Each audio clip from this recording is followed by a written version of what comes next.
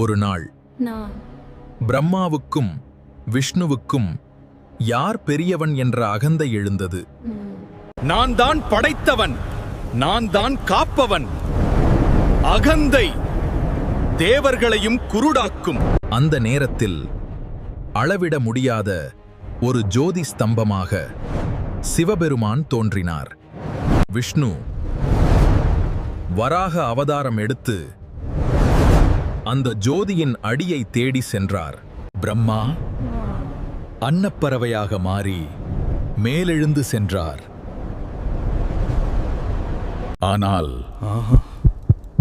எத்தனை யுகங்கள் சென்றும் முடிவை காண முடியவில்லை. அப்போது வீழ்ந்து வந்த ஒரு தாழம்பூவை பார்த்தார் பிரம்மா. நான் சிவனின் தலையை கண்டுவிட்டேன்.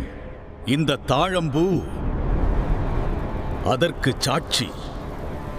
அந்த நொடி சிவன் கண்கள் திறந்தன.